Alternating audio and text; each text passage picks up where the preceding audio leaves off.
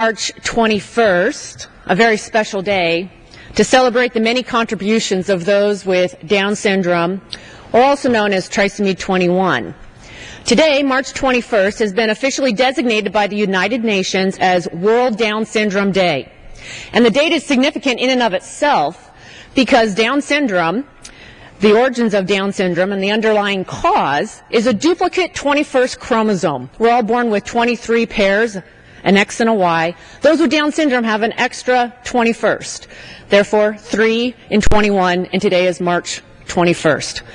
The reason it's called Down syndrome is that these characteristics were discovered by a doctor by the name of Dr. Landon Down. He had a wonderful heart, a caring heart for those with disabilities, and therefore we call it Down syndrome today. 5 years ago, my husband and I, Brian, gave birth to a beautiful baby little boy whose name is Cole, and he was born with that extra 21st chromosome. And Cole has given me a whole new perspective for being a mother and also being a member of Congress. Cole's birth has given me a whole new purpose for serving in Congress, and he reminds me every day of the significance, the tremendous positive impact that every single person has on this world. And the fact that he has Down syndrome today only makes me more curious as to the impact he's going to have both on our lives and this world. He's an inspiration, and he makes me a better person.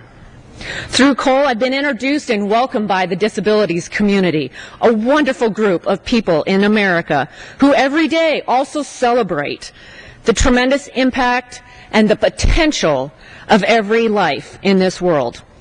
I find myself grateful to so many who've walked this path before me and have improved the opportunities that Cole, as well as anyone with disabilities, is going to have. Today, there's greater opportunities through early intervention, education, advanced education, and lots of opportunities for independent living. However, there's so much more that needs to be done. And so today it's my turn to help carry the baton, to help work to unleash the potential of all those living with disabilities.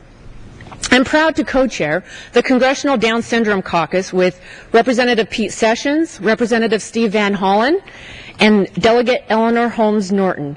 And we are committed to working on policies that are going to enhance the quality of life for those living with Down syndrome and other disabilities. And it's within the walls of Congress that we will do just that. We're working to pass legislation, hold briefings, and promote policies that will help those with Down syndrome all across the country.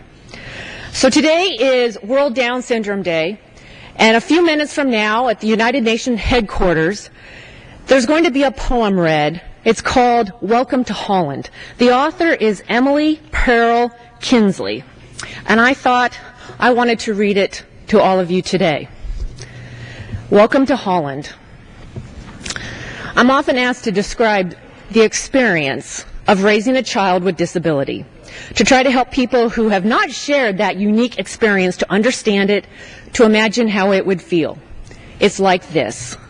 When you're going to have a baby, it's like planning a fabulous vacation trip to Italy. You buy a bunch of guidebooks and make your wonderful plans, the Colosseum, the Michelangelo David, the gondolas in Venice. You may learn some handy phrases in Italian. It's all very exciting. After months of eager anticipation, the day finally arrives. You pack your bags and off you go. Several hours later, the plane lands. The stewardess comes in and says, "Welcome to Holland." Holland? You say, "What do you mean, Holland? I signed up for Italy. I'm supposed to be in Italy. All my life I've dreamed of going to Italy." But there's been a change in the flight plan. They've landed in Holland, and there you must stay. The important thing is that they haven't taken you to a horrible, disgusting, filthy place full of pestilence, famine, and disease. It's just a different place. So you must go out and buy new guidebooks, and you must learn a whole new language, and you will meet a whole new group of people you would have never met. It's just a different place. It's slower paced than Italy, less flashy than Italy. But after you've been there for a while, you catch your breath, you look around, and you begin to notice that Holland has windmills, and Holland has tulips, and Holland even has Rembrandts. But everyone you know is busy and going to Italy. And they're all bragging about the wonderful time they've had there.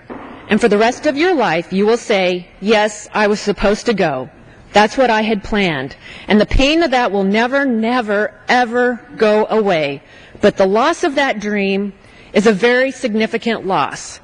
But if you spend your life mourning the fact that you didn't get to go to Italy, you may never be free to enjoy the very special, the very lovely things about Holland. Thank you. The chair recognizes the gentleman from Massachusetts, Mr. McGovern, for 5 minutes.